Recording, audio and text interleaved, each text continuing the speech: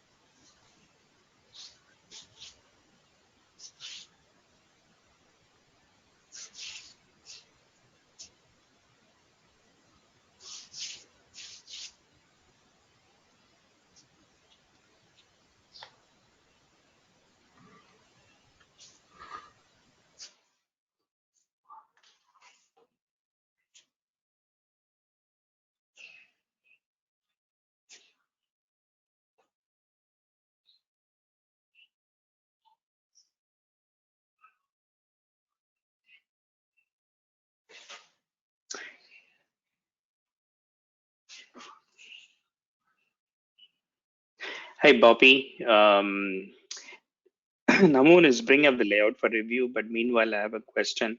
So you wanted to review the PCD plan, right? I don't know if we can do that today, but we may have some time for it. But Ellard is not here. He just left. So do you want to do it now, or do you want to do it in another separate meeting? No, that's fine. We can do it later. It's not. Okay, Thank you. sure.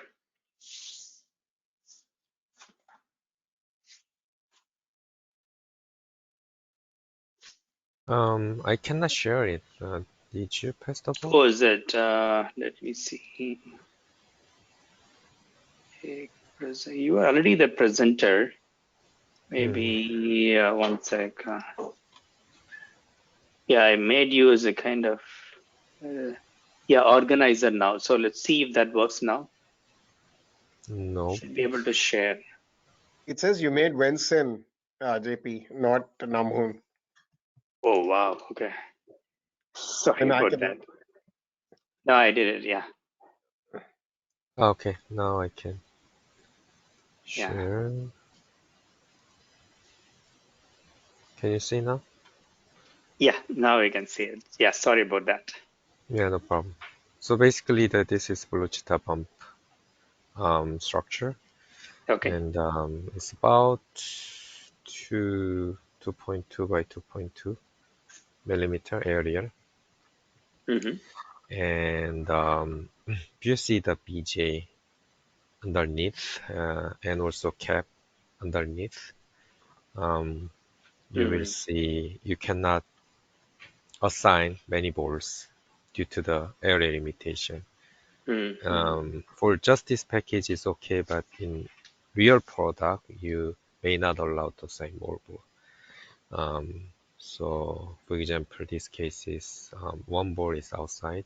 I believe this VDD balls can be combined to main logic cores, and the rest of ball is assigned in this region. IO ball, and this Mm-hmm. is VDDA ball here, and the clock ball in the center. So this is the closest location, and also closest location to adopt decap per rails. So each rail expect to have one decap. VDD IO, for example, um, has the one decap, and also clock has one decap. Mm-hmm. VDDA has one decap. I don't know VDD requires the decap or not, but yeah, just in case I did one decap. Okay. So basically, first thumb layer and the second layer has VDD with the signals, and the third layer and the ground, and the fourth layer with some planes for VDD and other analog power planes, and PTHs, and also ground power, ground structure to get the bore and the caps. So how many layer package is this you're using? It's actually 4 to 4 and 4 to 1 4. Okay. millimeter thick core case. Okay. And yeah, it's basically power ground alternating the PDN structure. Okay. And so VDD has a larger planes, but the rest of analog layer is a small planes. Anyway, it doesn't have many bore, and for example, VDD IO has IO sign 2, but rest of the power IO sign only one bore per rail, and it has a small plane and localized small plane. So yeah, this could be worst case scenario. Okay. So And Naman, can you show on the top side from the bump how you're connecting to the down structures down the top yes, layer? this is thumb layer, This is the top layer? bump layer. Yes. Yeah, bump layer. Okay. Mhm. Where is the power? The power vias are going straight down. There's no routing on the Power power. BI is going straight down here. This is a signal routing layer for Bluetooth 1, right? L2 is used for signal routing layer, and the power via is going straight down here. And third layer is ground. It's required because for the signal routing reference. And fourth layer is the first small plane layers for these other layers. So basically, it's directly connect to this ray. The L thumb layer is directly connect to L this 1, 2, 3, 4, yeah, fourth layer plane using the via stack. So it's a four stack. Your assumption is there are 4 layers you can go down, you can stack, correct? Correct. VS. Yep. Okay. Okay, looks very neat, that power delivery section. So you're able to accommodate all the power BDD and the clock power, right? All the Yes. 5 power Yes. rails. Or the 5 power layers here. Okay. And yeah, it's actually it's exactly identical for the other side, the receiver side by. Um, just I combine the VDD. VDD has a full plane, but rest of the I/O analog rails has the localized plane. Okay. Yeah, I think this is yeah, some practical cases, and but yeah, we'll see. Based on Okay. the result, we can modify and update the design. Okay. Okay. Yeah, thank you, Naman. This looks clean to start with. Let's see how the results look like. Yep. Thank you. Okay. Any questions for Naman before we switch to the next topic?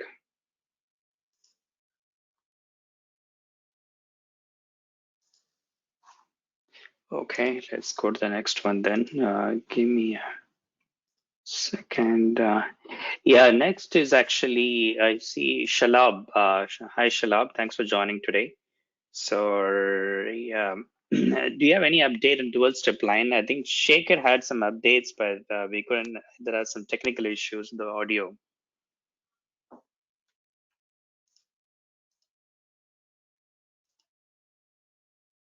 Shalab, do you hear Hello. us? Yes, am I audible? Yeah, we can hear you. Yeah, it's a little Okay. bit noisy in the background, but we can hear you. Okay. Okay. Let's see. Let me see. Okay. So Yeah, uh, now it's there better. were two things. One was regarding the uh, the crosstalk was not increasing with the length. So what we observed is that in dual strip line, even in actually in strip line case in general, what we've observed is that crosstalk is not increasing with length.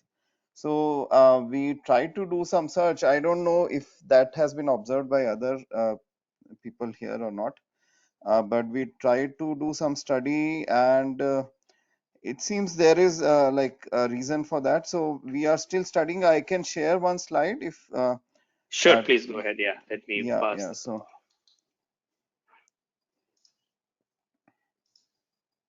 yeah, go ahead. okay. Let me open here. Okay. So there we found a reference which shows this is the so maybe I'll first go one step back. So we can say that what we observed is this power sum crosstalk is not increasing for changing. The maximum level is not changing for L equal to 5, 10 or 20, which was a bit surprising for all of us. And we tried multiple simulations. We are observing kind of same thing for strip line case, not for microstrip, but for strip line. So I don't know if anyone else has compared the length versus crosstalk in strip lines. Does it? Yeah, strip line ideally should cancel that. In the simulation, the fixed will cancel the inductive crosstalk versus capacitive crosstalk. They'll cancel each other, and it'll and right. Yeah, this is what is showing in the equation here. Yeah. So that's what. So then that's what we observed. So then, if this is already well known, then there's no. So then, same thing is observed for dual strip line. So that was the concern, I think, that was raised earlier. So you observe that same thing in dual strip line as well, is it? Okay, yes. Because dual strip line, are you assuming the dielectric is symmetric on both sides? I mean, the height wise. Yeah. Yes. Okay, I don't know if that is really possible in the practical stack though, because right no, I think it's fine because 30 micron and what is the height you're assuming? 30 micron and 30 dielectric height. and 20, 30 and 20 we have assumed considered both. Okay, and that is not depending on that does not depend on the length. Yeah. So see, actually, this if we go by this this particular reference, it also depends on the length. Assuming it's not a perfect cancellation, then it is proportional to the length again. But there is another effect which is like this is so that's what we are actually studying it more in more details. So the at the end there is even mode and odd mode impedance, load impedance, which is not yet perfectly matched, so it causes some reflection. So basically whatever crosstalk we observe, let's say if this is cancelling perfectly, then whatever crosstalk we are observing is because of the impedance mismatch of the odd mode and even mode impedances. So I think we'll have to do some. We are still analyzing it, but it is what we. It's not like surprising. No, it's still interesting. I mean, this is well known in the PCBs. Dual strip line is well studied, but in the package, our study is definitely worth doing it. There isn't. I haven't seen any study like that in the package dual strip line configuration and the crosstalk analysis on that.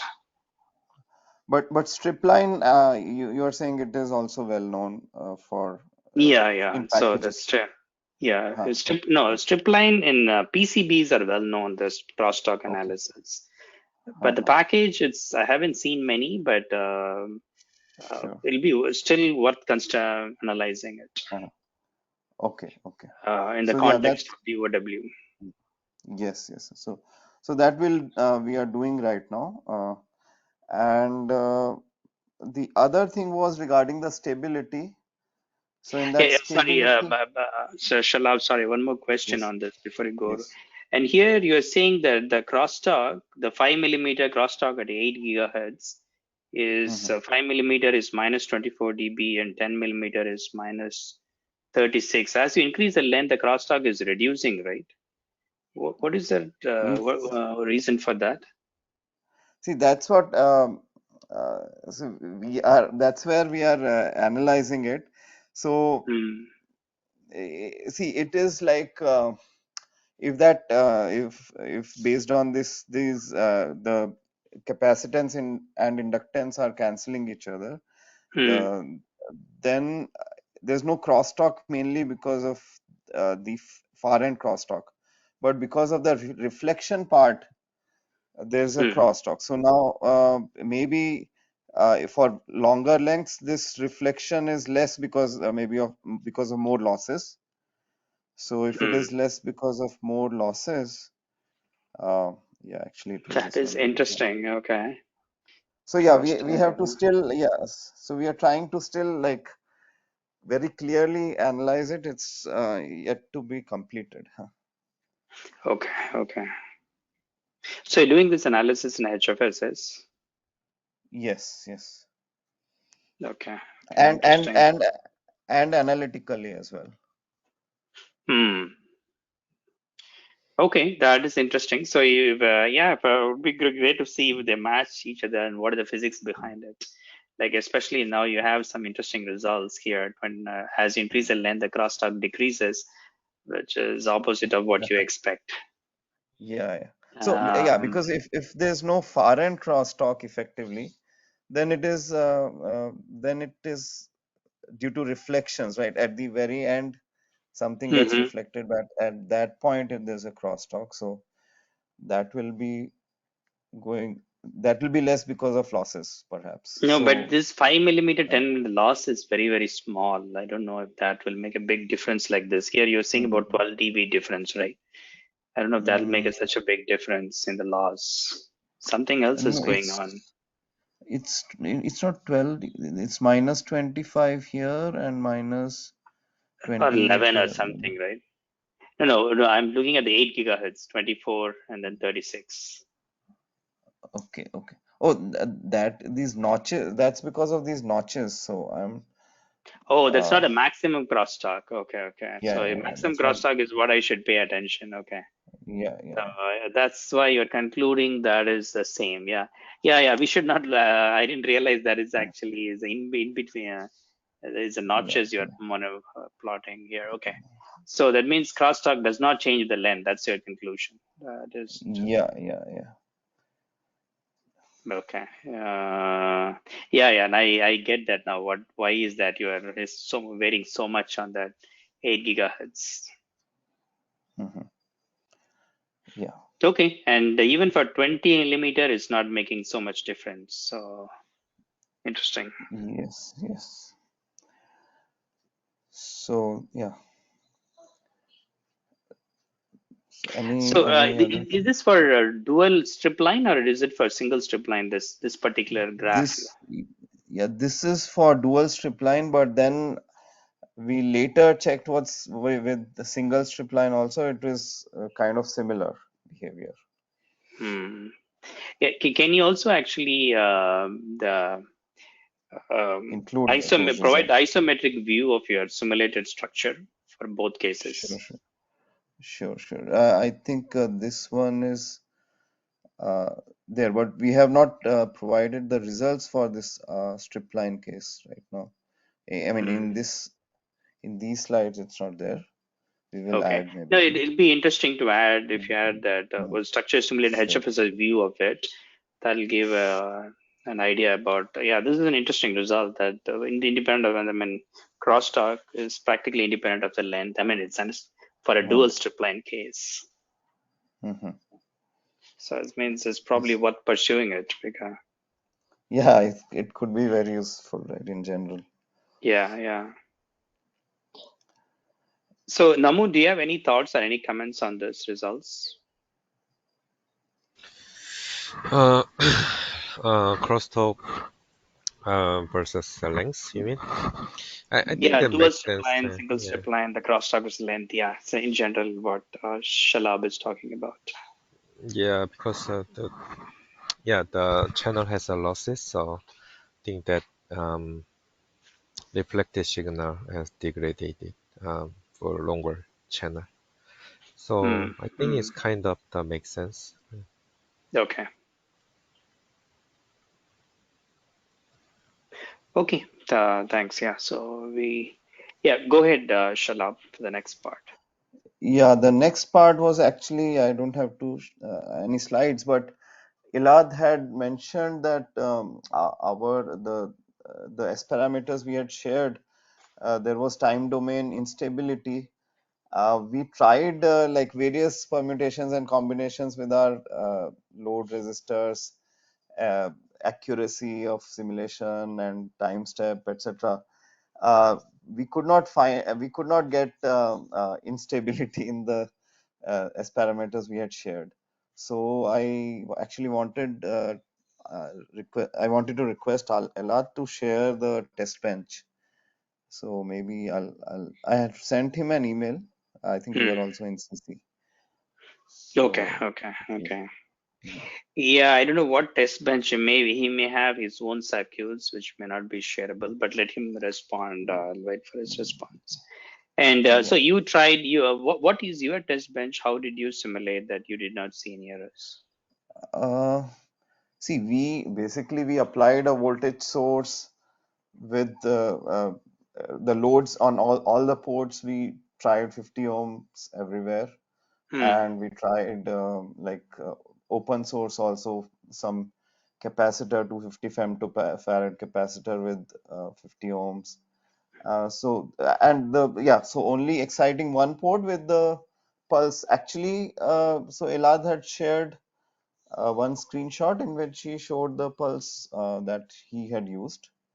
We used a similar pulse to excite the one of the ports, and yeah, we didn't see any oscillations that are building up for a long time. Okay.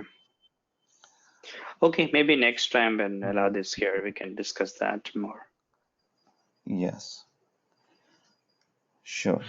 And by the way, Shalab, that this crosstalk numbers you have here, right? The 24 dB, 24.94, all these numbers are power sum crosstalk, or is it simply the line-to-line crosstalk? These are power sum crosstalks. Okay, so they includes all the one victim line and the rest of them, less 15 or 16 of them, or the aggressors. No, we have done the simulations for 5 on each side, for 3 on each side. 3 on each side, is it? Okay, okay. Which exactly is what you're showing in the picture. Yeah. Okay, okay. And so if you add more, let's say if you add 12 of them or 16 of them, do you think the results will still be the same? I mean, that is, will it impact the result, your power sum results? I don't think so. That's why we didn't try, because it takes much longer to simulate. So, but I don't think so. We can try out, maybe uh, adding a couple more on each side. Okay, okay. Yeah, if you can actually, I mean, I can run the simulation at my side, right? I Sure. have more cores available or memory. So you can send me a Yes. test case with maybe 12 aggressors, right? Or double the number of Uh-huh. what you have, and then we can try Yeah. it out. Yes. Right, I can provide Sure. you the model for your analysis. Sure. Yes. Okay. Sounds good. Huh? Okay, thank you, Shalab. Yeah. Thank you. And okay, anything else for today? Anything I wanted? Any other open items?